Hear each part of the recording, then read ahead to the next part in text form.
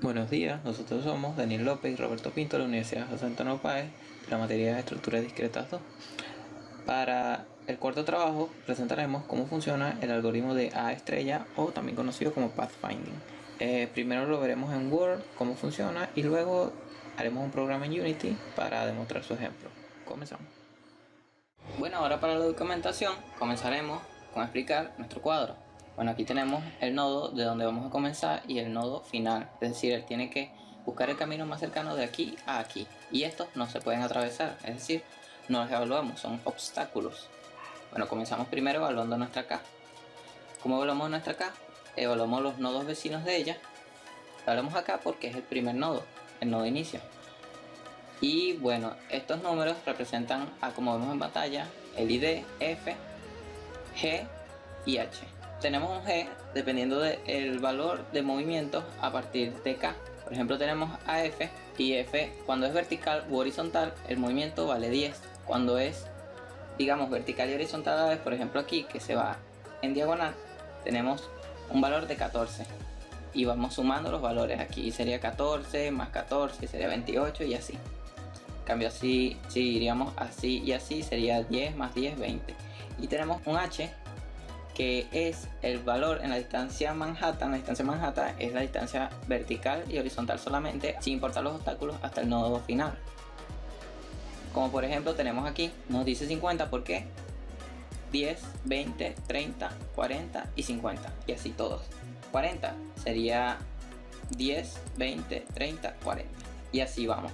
Y tenemos, aquí me equivoqué, y tenemos un F que es la suma de ambos, la suma de G y H.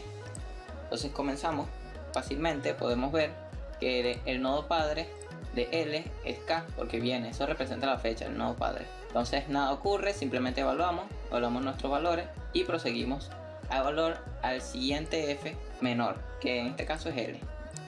Bueno, evaluamos sus vecinos, vemos si hay un cambio en G, el cual no lo vemos. ¿Cómo evaluamos un cambio en G?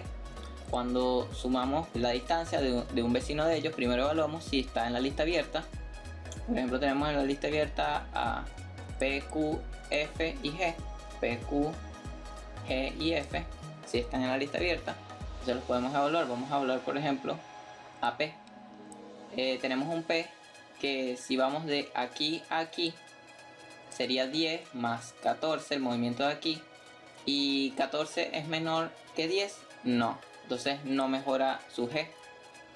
Entonces no hay cambios en nodo padre. De haber mejora, pues cambiamos la flecha y bueno, en vez de P de venir desde K, vendría desde L. Se cambian los nodos padres. Entonces proseguimos a evaluar al menor F aquí, y bueno, elegimos a Q. Podemos elegir a G porque ambos tienen 54, pero elegimos a Q. Pueden elegir el de arriba también, va a dar lo mismo porque son simétricos. Pero para no perder tiempo, simplemente valoremos el lado de abajo y no el de arriba. Bueno, evaluamos a Q y vemos si sus vecinos están en la lista abierta. Recuerden que eliminamos a F y a G porque no los vamos a utilizar. Y bueno, evaluamos los vecinos que están en la lista abierta como P, U, V y W. P, U, V y W. No estaban en la lista abierta, pero se añadieron porque son vecinos que están cercanos a él. Cuando no están en la lista abierta y no están en la lista cerrada tampoco, se añaden a la lista abierta. Bueno, evaluamos y este va a ser el nodo padre de todos estos, los que no han sido evaluados. Entonces evaluamos las distancias. 28, porque tenemos un 14 más 14 sería 28. Tenemos un 14 más 10, 24, un 14 más 14, 28. Y la distancia Manhattan sería 10, 20, 30, 40, 50, 60. Y aquí es 50 y aquí 40. Entonces la suma sería 88, 74 y 64. Y listo. Ahora procederíamos a evaluar a nuestro P. Evaluamos a nuestro P para ver qué ocurre si habría algún cambio en él, porque P representaba el menor F. Tenía el menor F que U, V y W. Entonces por eso lo evaluamos. Si evaluamos los vecinos, si están en la lista abierta, está en la lista abierta U, que es un vecino, y está también V. Pero el cambio ocurre en U, porque la distancia que tenía, que era 28, cambió porque sería 10 más 10, 20. Entonces cambia la G y cambiamos nuestro F también, porque F es la suma de estos dos. Entonces cambia de nodo padre. Ahora este viene de aquí, de P, no viene ya de Q, y obtenemos este nodo así. Ahora vamos y evaluamos a W. W representa nuestra menor f, por eso la evaluamos y está en la lista abierta. Evaluamos sus nodos, como podemos ver tenemos a S y a W que están en la lista abierta, y también tenemos a B, pero con B no ocurre ningún cambio en G porque la distancia pues no mejoraría de aquí a aquí por obvias razones. No podríamos caminar de aquí a aquí y aquí y esperar una mejor G, más bien aumentaría. Entonces evaluamos a S y a W, y bueno, tenemos a S un 42 porque tenemos 12 más 12 más 12 y nos da 42, 12 más 12 más 12 porque vamos en diagonal, recuerden, y la distancia Manhattan sería 20 por 1, 2, listo. Aquí con este tenemos 38, ¿por qué? Porque tenemos 12, 12 y 10, y tenemos 30 por la distancia Manhattan, 1, 2, 3, 30. Entonces bueno, evaluamos. A partir de aquí podemos ver que el menor f es 62, el que tiene S. Y bueno, algo curioso ocurre aquí, que cuando tenemos un S y este nos abre en la lista abierta, es decir, él va a evaluar los nodos que tenemos alrededor de él, o sus vecinos pues, excepto estos que claro están cerrados. Él va a evaluar sus vecinos. Una vez que entre sus vecinos que incluya el nodo final, pues ya automáticamente se termina el recorrido y pues el nodo final vendría a ser el nodo hijo de S. Y bueno, aquí tenemos nuestro recorrido de nodo padre a nodo padre. K es el padre de Q, Q es el padre de W, X es hijo de W, pero el que nos sirve es S, porque S es hijo de W y a su vez padre de O, que es nuestro nodo final. Y bueno, así terminaría nuestro algoritmo. Ahora vamos a explicarlo en Unity. Ahora, para explicar nuestro programa en Unity, primero tenemos nuestros 4 documentos, los cuales explicaremos uno a uno de manera rápida porque nos quedamos cortos de tiempo. Primero tenemos nuestra clase node, que representaría la clase node, donde tenemos nuestra posición en X, nuestra posición en Y en los arrays, nuestro booleano que es si es pared o no es pared. Cuando es pared representa que no es un obstáculo, y cuando no es pared es un obstáculo. Nuestra posición en un vector 3, que sería X, Y, Z. Nuestro nodo padre, que representaría la flechita. Costo en G, costo en H y costo en F, que obviamente es el costo de G más H. Y bueno, aquí tenemos nuestro constructor de nodo. Vamos con nuestro grid. Aquí tenemos nuestras variables de tipo público que podemos transformar en Unity, en la interfaz de Unity. Tenemos nuestra posición inicial, tenemos nuestro wallmax, que representaría lo que si es un obstáculo o no es un obstáculo, representaría si es pared o no es pared. Tenemos el tamaño del mundo, el radio del nodo, con el que sacaremos también nuestro diámetro, la distancia entre nodos, un array de nodos, el camino final y el diámetro nodo, que lo tendremos más adelante. El tamaño de grid en X, el tamaño de grid en Y, que lo sacaremos con el tamaño del mundo y lo podremos cambiar afuera. Tenemos nuestra función para crear el grid, en la que utilizaremos el array de nodos con el tamaño de grid en X y el tamaño de grid en Y. Sería nuestro tamaño final, porque en él contendrían todos los nodos. Tenemos nuestro vector, un vector 3 que es abajo izquierda, que representa la posición que tendríamos abajo y en la izquierda en nuestro grid. Y bueno, lo utilizaremos más adelante con este for de X y este for de Y para recorrer el tamaño de grid en X y el tamaño de grid en Y. Funciona de la siguiente manera. En este vector 3, donde utilizamos abajo izquierda, obtendremos la coordenada en el mundo, la coordenada actual de ese nodo, a través de esta función donde utilizaremos todos los valores de diámetro. Y bueno, aquí es donde está lo curioso, que si es igual es true, es un nodo tangible, es decir, se puede pasar sobre él. Si es falso, representaría a una pared, la cual la evaluamos si vemos que en esa coordenada de mundo algún radio de nodo es un objeto de tipo wallmax, el cual nos representaría un obstáculo.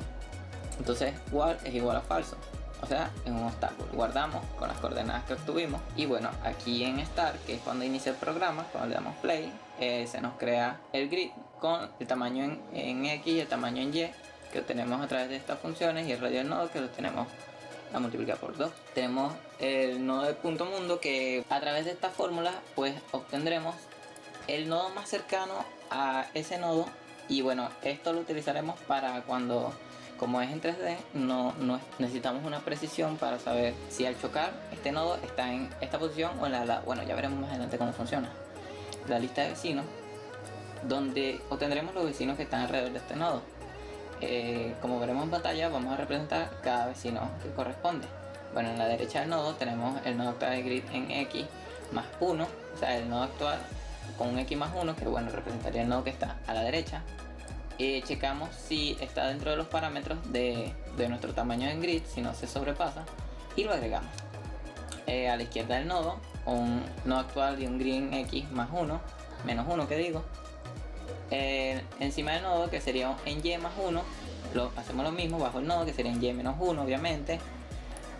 Arriba a la izquierda sería en x menos 1, y más 1, arriba a la derecha x más 1, y más 1, abajo a la izquierda los dos menos 1, x y y abajo a la derecha x más 1 y y menos 1, y al final retornamos la lista de vecinos. Ahora aquí en onDrawGizmos, pues con esta función creamos los gizmos, que serían como que la manera de ver los cuadros encima de nuestro grid. Por ejemplo, si no está vacío nuestro array de nodos, crearemos unos nodos que serán unos cuadritos de color blanco. Si este nodo, porque tenemos un for each nodo n en array nodo, bueno, ese nodo, si es pared, entonces será blanco, o sea, no es un obstáculo. Si no es pared, que significa que es un obstáculo, se pintará de negro. Si tenemos el camino final, que es una función que veremos más tarde, se nos pintará de azul nuestro camino final. Y bueno, aquí dibujamos el gizmo con todos los parámetros que se nos dieron de cada nodo. Ahora vamos con pathfinding, que pathfinding es la función que nos encontrará, así como se le conoce a la función mayormente por los programadores, la función estrella. Bueno, tenemos nuestro grid, que hará referencia a nuestro grid. Tenemos la posición inicial y la posición objetivo, que se la añadiremos a nuestros objetos, que utilizaremos. Bueno, primero, antes de empezar el programa, cuando simplemente lo abrimos, tenemos nuestro grid, que bueno, es el que nos dará el componente para crear nuestro escenario. Cada update, cada movimiento nos dará el camino de la posición inicial a la posición objetivo. Con esta función creamos el costo del movimiento, que sería también el costo de Manhattan, pero también el costo de movimiento de un nodo a otro, nos servirá para ambos. Es decir, este nos devuelve a nuestro G y también a nuestro H. Aquí obtenemos el camino final. Bueno, este simplemente nos revierte los nodos padres. Aquí creamos nuestro nodo actual y nuestro nodo final. El nodo actual es distinto al comienzo, es decir, si hay un camino en realidad, iremos revirtiendo al camino final el nodo actual. Y bueno, ahora el nodo actual se convertirá en el nodo padre de este. Iremos, como que recuerden el cuadrito, yendo de flecha en flecha, pero de manera de cómo apuntan las flechas. Y aquí lo revertimos. Ahora las flechas apuntarían como realmente deberían. Y así obtendremos nuestro camino final. Esta función nos dará el camino a la posición objetivo. Usamos nuestro nodo inicial, nuestro nodo objetivo. Tenemos nuestra lista abierta y nuestra lista cerrada. En la lista abierta añadimos nuestro nodo inicial, que es con el que trabajaremos. Y bueno, mientras que la lista abierta sea mayor a 0, o sea, no esté vacía, trabajaremos con nuestro nodo actual, que sería el que representaría la lista abierta en la posición 0. Y bueno, en este for, aquí vemos si el f es el menor f que obtenemos, o si es de igual a f pero un menor h. Entonces trabajaremos, ese nodo actual será el que encontramos en este for. Y bueno, quitamos el nodo actual de la lista abierta, lo añadimos a la cerrada. Si el nodo actual es igual al nodo objetivo, pues obtenemos el camino final. Con este for each vemos el nodo vecino para cada quien. Utilizamos la lista de vecinos. Entonces, si el nodo no es pared, que recuerden que si no era pared, era un obstáculo, o si está en la lista cerrada, se continúa y no se evalúa ese nodo. Y bueno, aquí comparamos las mejoras del costo de G, que recuerden que si era menor, sustituimos los valores. Aquí en esta función cambiamos los valores de nuestro nodo. A ese nodo lo convertimos en el nodo padre del nodo padre, es decir, si ese nodo llegara a ser padre de otro, pues se convertiría en el nodo de ese. No sé si me entienden, pero esta es básicamente la función que nos representa el cambio que hicimos aquella vez en nuestra variable u. Y bueno, aquí simplemente tenemos nuestro Raycast, donde con el clic, cada vez que pulsemos, se nos transforma la posición de nuestro objetivo. Vamos a probar.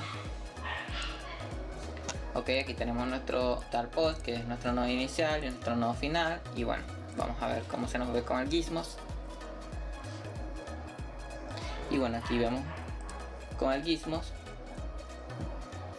que nos da la ruta más corta entre ambos nodos, como podemos ver.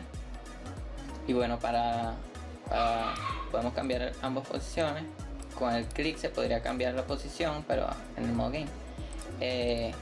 Vamos a probar, como se nos decía en la actividad, que era de aquí a aquí, por eso creé un objeto tipo para este lado. Y bueno, como pueden ver, el resultado es el mismo resultado que obtuvimos en nuestro documento.